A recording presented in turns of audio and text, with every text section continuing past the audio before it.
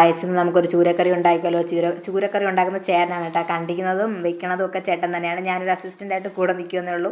ഉള്ളി അരിയുക, മുളകുപൊടി മല്ലിപ്പൊടിയൊക്കെ എടുത്ത് കൊടുക്കുക. അതിന് തന്നെ ചട്ടി വയ്ക്കുക. അതിനുശേഷം എണ്ണ ഒഴിക്കുക. എണ്ണ ചൂടാകുമ്പോഴത്തേക്ക് കടുകും ഉലുവയും കൂടെ ഇട്ട് പൊട്ടിക്കുക. കടുകും ഉലുവയും പൊട്ടി വരുമ്പോഴത്തേക്ക് നമുക്ക് ഇതിലോട്ട് ചതച്ച് വെച്ച ഇഞ്ചിയും വെളുത്തുള്ളിയും കുറച്ച് പച്ചമുളകും കുറച്ച് കറിവേപ്പിലയൊക്കെ ഇട്ട് നന്നായി വഴറ്റിയെടുക്കുക. ഇതിൻ്റെ പച്ചമണം മാറണമല്ലോ. അതിനുശേഷം നമുക്ക് ഇതിലോട്ട് സവാള ഇടാം.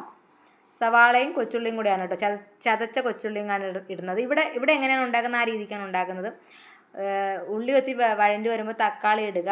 പിന്നെ ഉള്ളി നല്ലോണം വഴണ്ടി വരുമ്പോഴത്തേക്കും നമുക്ക് മസാലകൾ ചേർക്കാം. മുളക് പൊടി, മല്ലിപ്പൊടി, മഞ്ഞൾപ്പൊടി, കുരുമുളക് പൊടി, പിന്നെ കുറച്ച് ഫിഷ് മസാലയും കൂടെ ചേർത്തിട്ടുണ്ട് കേട്ടോ. അതിനുശേഷം കുറച്ച് കുടംപുളിയാണ് ചേർക്കുന്നത്. പിന്നെ അതിൽ അത്യാവശ്യം വെള്ളം ഒഴിച്ച് നന്നായിട്ടൊന്ന് തിളപ്പിക്കുക. ഈ തിളച്ച് വരുന്നതിലോട്ട് നമുക്ക് മീൻ ചേർക്കാം. ആദ്യം തന്നെ തലയാണ് ചേർത്തത്. അതിനുശേഷം മീൻ കഷ്ണങ്ങളൊക്കെ നന്നായിട്ട് അങ്ങ് ചേർക്കാം. മീനിട്ട് ഇതൊന്ന് നന്നായി കറക്കി കൊടുക്കുക കേട്ടോ. ഈ ഉരുളിക്ക് അടിയിൽ പിടിക്കും. അതുകൊണ്ടാണ് നന്നായിട്ടൊന്ന് കറക്കി ഇളക്കി വയ്ക്കുക. ഇപ്പം മീൻ ഏകദേശം തിളച്ച് വരുന്നുണ്ട് കേട്ടോ. അത്യാവശ്യം നന്നായി തിളച്ചിട്ടുണ്ട്. കുറച്ച് മീനെടുത്ത് വറുക്കാനും കൂടെ വെച്ചിട്ടുണ്ട്. അങ്ങനെ നമ്മുടെ മീൻകറി ഇവിടെ റെഡി ആയിട്ടുണ്ട്.